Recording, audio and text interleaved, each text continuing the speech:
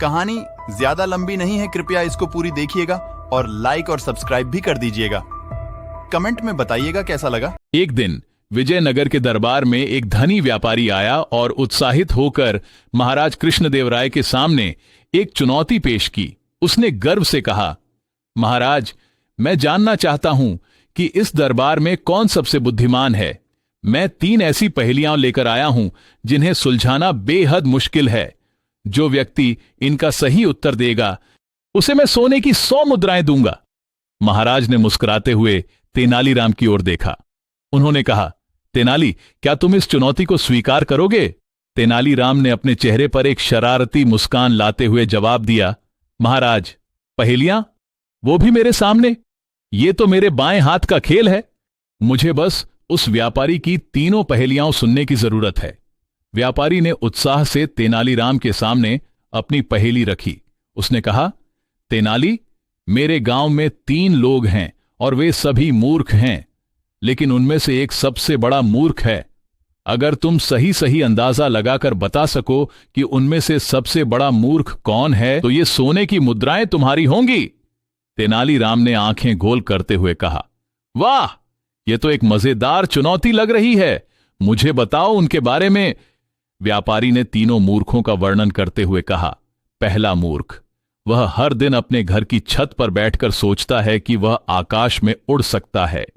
उसने कई बार छत से कूदने की कोशिश की और हर बार धड़ाम से गिरा, लेकिन फिर भी वह मानने को तैयार नहीं कि इंसान नहीं उड़ सकता।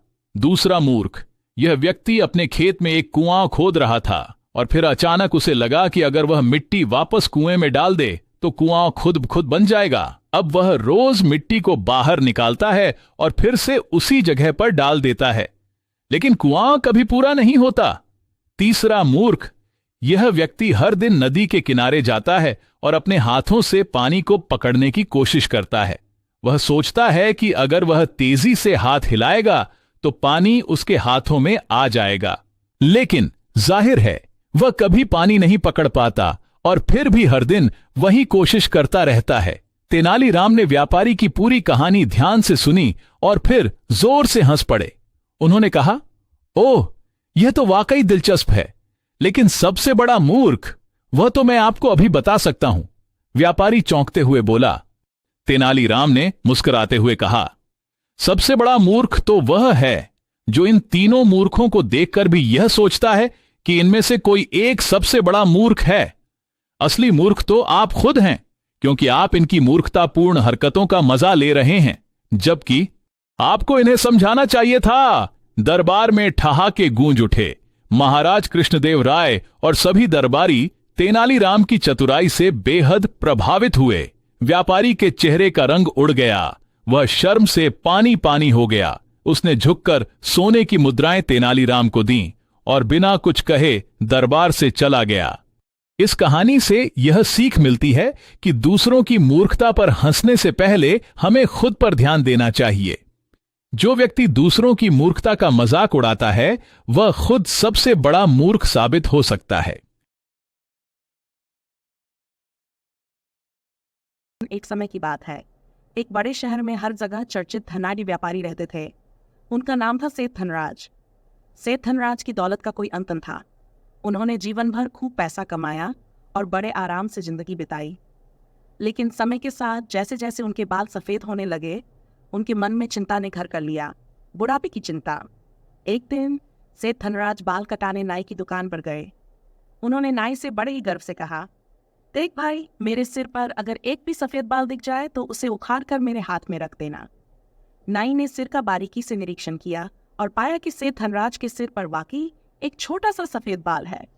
नाई ने कहा, सेठ जी, आपके सिर पर एक सफ़ेद बाल है। सेठ धनराज को यकीन नहीं हुआ।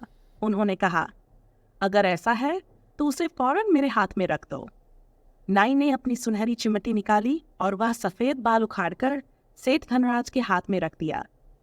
जैसे ही सेठ जी ने उस सफ़ेद बाल को देखा, मानो उनकी दुनिया ही पलट गई। उनके माथे पर पसीना छलकने लगा, दिल में धड़कन तेज हो गई और डर की लहर उनके पूरे शरीर में दौड़ गई। क्या मैं बूढ़ा हो गया हूँ? अब मेरा क्या होगा?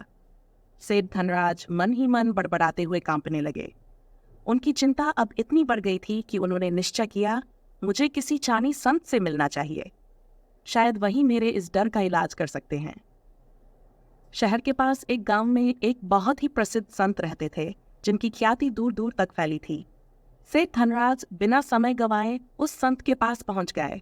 वहां पहुंचते ही उन्होंने संत के चरणों में प्रणाम किया और कहा, महाराज, मैंने जीवन भर धन और सांसारिक सुखों का आनंद लिया है, लेकिन अब जब मैं बूढ़ा हो रहा हूँ तो मैं इस संसार के बंधनों से मुक्त होना चाहता हूँ।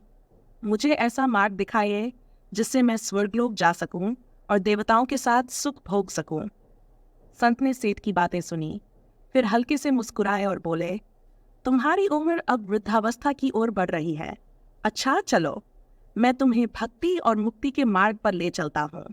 इससे तुम्हें अपने कष्टों से मुक्ति मिलेगी और जीवन के बाद स्वर्ग का मार्ग खुल जाएगा।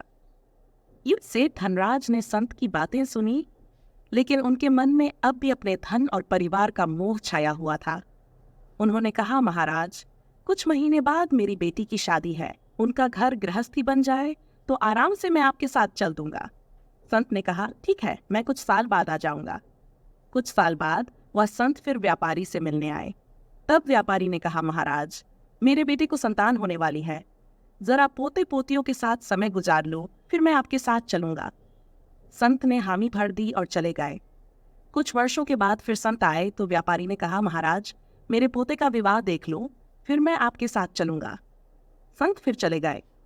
कुछ वर्षों के बाद जब संत फिर लौटे तो उन्होंने देखा कि सेठ धनराज अब इस दुनिया में नहीं रहे। सेठ जी के घर के बाहर अब एक कुत्ता बैठा था। संत ने अपनी योग साधना से जान लिया कि सेठ धनराज ने इसी घर में कुत्ते के रूप में पुनर्जन्म लिया था। संत ने हल्की मुस्कान के साथ कहा, अरे, लोभ और मोह के कारण सेठ धनराज को अपने ही घर में कुत्ते का जन्म लेना पड़ा। अब वह जन्म जन्मांतर तक अपने धन और परिवार की रखवाली करेगा। इस प्रकार सेठ धनराज अपनी जीवन भर की कमाई और संपत्ति से इतने बंधे रहे कि उन्हें संसार से मुक्ति नहीं मिल पाई। उनका मोह उन्हें फिर उसी संसार में खींच लाया जिससे वे भागना चाहते थे। इस कहानी से हमें ये सीखने को मिलता है कि सांसारिक सुख संपत्ति का मोह हमें जकड़ लेता है और मुक्ति की राह को कठिन बना देता है। असली सुख और शांति तब मिलती है जब हम धन दौलत और बंधनों से ऊपर उठकर अपने जीवन का सच्चा उद्देश्य समझते हैं।